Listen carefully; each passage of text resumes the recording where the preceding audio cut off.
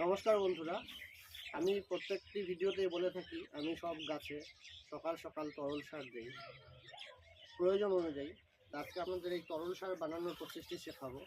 এই তরল সার বানাতে এই 20 লিটার ড্রামে মোটামুটি 16 লিটার জল নেবেন, 2-3 মুঠো সর্ষের খোল নেবেন, তারপর ডিমের গুঁড়ো নেবেন, হাঁস বা মুরগির লোকাল হাঁস বা লোকাল মুরগির ডিমের গুঁড়ো নেবেন, তারপরে নেবেন অল্প একটু চুন, তারপরে কারি পাতা, নিম পাতা, তুলসী পাতা যেগুলোর অ্যান্টিবায়োটিক গুণ আছে, তারপরে নেবেন কাঁচা কলার মোচা, কাঁচা কলার ছিলকা, কাঁচা কলাও নিতে পারেন, আর বিভিন্ন শাকসবজি নেবেন, অল্প কাঁচা হলুদ নেবেন, অল্প আদা নেবেন, আর আমার তৈরি জীবামৃতটা নেবেন।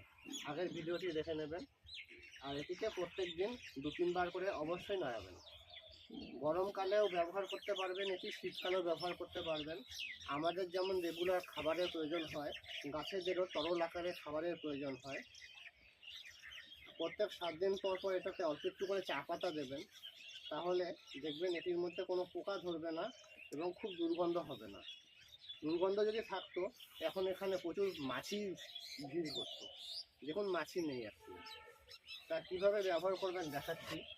এই 20 লিটার বালতিতে নাড়ানোর পরে 7 দিন থেকে 10 দিন নাড়ানোর পরে জিনিসটি ব্যবহারের উপযুক্ত হবে। এতটুকু পরিমাণ আপনার কাফি। আসুন লাইভ ডেমো দেখাই।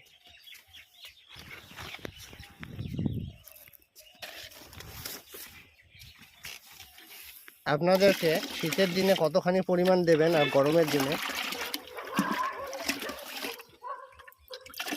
কালারটা দেখতে পাচ্ছেন, হালকা একটি মিশ্রণ তৈরি করেছি। রেগুলার এই হিসাবেই যদি দেন গাছের কোনো ক্ষতি হবে না।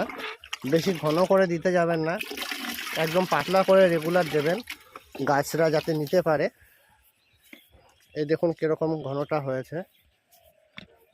যে সকল গাছের গোড়া আপনি দেখবেন শুকিয়ে গেছে, সেই সকল গাছের গোড়াতেই দেবেন, ভেজা গাছের গোড়াতে দেবেন না।